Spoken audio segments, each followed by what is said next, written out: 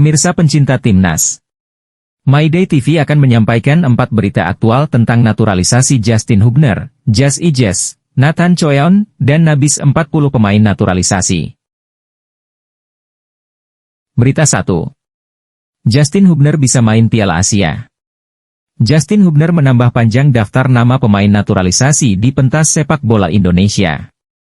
Bek tengah berusia 20 tahun itu pada Rabu, 6 Desember 2023, menyusul dua rekannya, Ivar Jenner dan Rafael Struijk, yang sudah lebih dulu dinaturalisasi. Kabar gembira datang untuk kita semua. Justin Hubner diambil sumpah sebagai warga negara Indonesia, WNI, pada Rabu 6 Desember 2023. Justin Hubner punya darah Indonesia dari kakeknya, Ferdinand Rudolf Hubner. Ia lahir di Makassar, Sulawesi Selatan, pada 11 Agustus 1948. Bila telah mendapatkan paspor Indonesia, Justin Hubner bisa memperkuat timnas Indonesia di Piala Asia 2023. Turnamen tersebut bakal digelar di Qatar pada 12 Januari hingga 10 Februari 2024. Justin Hubner lahir di 's-Hertogenbosch, Belanda, pada 14 September 2003. Sedari awal, PSSI memang mengincarnya untuk dinaturalisasi. Pemirsa My Day TV. Berikut berita 2. DPR setujui naturalisasi Jas Ijes dan Nathan Choeon jadi WNI. Sidang paripurna DPR RI di Gedung Nusantara II, Kompleks Parlemen, Jakarta, Selasa 5 Desember 2023 memberikan persetujuan kewarganegaraan terhadap dua calon pemain timnas Indonesia yakni Jas Ijes dan Nathan Choeon. Setelah mendapat persetujuan DPR, langkah berikutnya, Jas dan Nathan akan menunggu terbitnya Kepres RI, keputusan Presiden RI.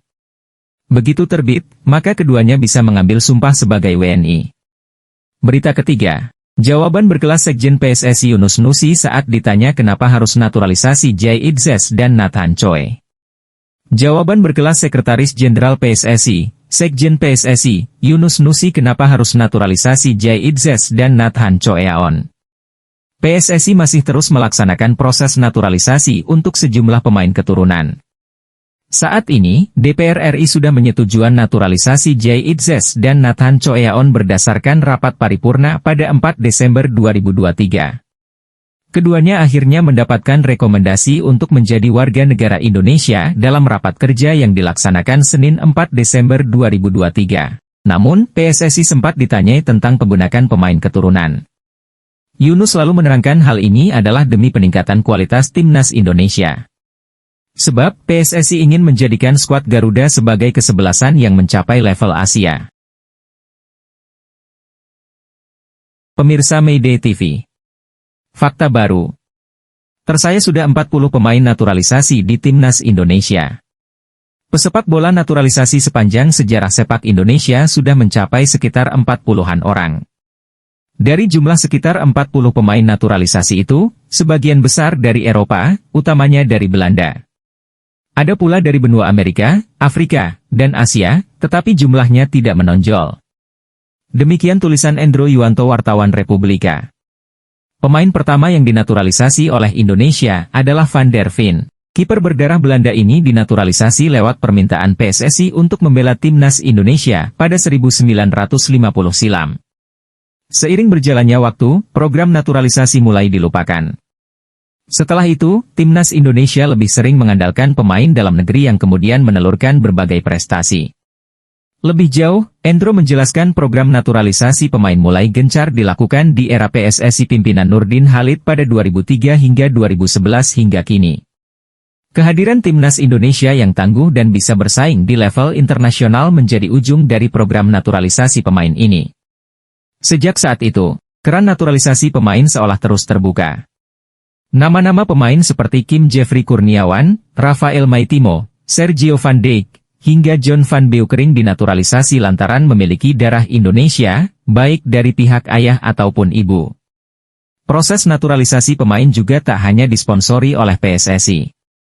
Sejumlah pemain yang telah malang melintang di Liga Indonesia, seperti Christian Gonzalez, Bio Paulin, Esteban Vizcarra, Greg Ngokolo, Herman Zumafo, Alberto, Beto, Goncalves, rela berganti kewarganegaraan demi menjadi warga negara Indonesia, WNI.